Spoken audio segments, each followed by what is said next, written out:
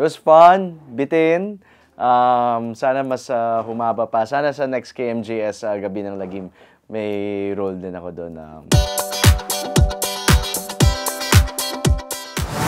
It would be my first horror film, kaya it was easy to say yes. And to be part of KMJS Gabi ng Lagim, syempre, maganda masama yan sa resume.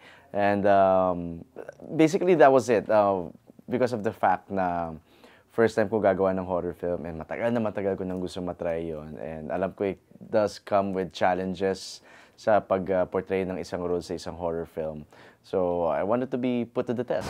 It was fun, bitin.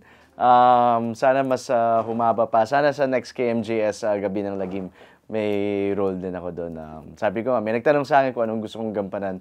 Sabi ko, gusto ko naman siguro maging yung entity siguro. I want to go through the whole process ng prosthetics and yung mananakot talaga and see how I can be able to deliver.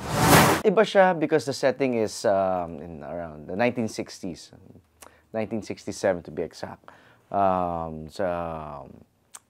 Sa mga lugar ng Mindanao. Hindi ko na sasabihin kung saan, but yun yan, paniniwalaan nila ng mga aswang na kumakain ng buhay, ang barbalang naman kumakain daw ng mga corpse, mga patay, lalo na yung mga bagong patay pa lang, yun daw preferred daw nila. So ang character ko bilang si Police Chief Leland, siya ang naka-assign para isolve ang cases ng mga missing bodies na ito. Pero napapanahon na may pagka-period dito, 1960, so medyo masiga siya. Gusto niya yung paraan niya ang nasusunod palagi. So, may thin line as to what is right. And dito matatakal ni Police Chief kung tama nga ba yung ginagawa niya para makuha yung sagot na kailangan niya.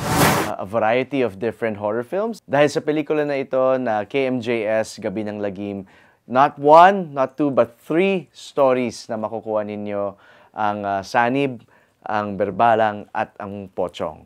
So, may-enjoy nyo yan, lalo na with your loved ones. And sulit na sulit dahil 3 films ito. And you'll see your favorite Jeremy Kapuso stars portraying these roles na kakaiba din. Mga Kapuso, here it is, KMJS Gabi ng Lagim.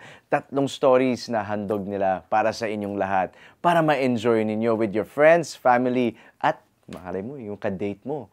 Baka mapayakap sa'yo yan. Kaya yan, may nakuha niya kayong technique sa akin. Showing na ito ngayong November 26, kaya asahan namin na mag-e-enjoy kayo dyan.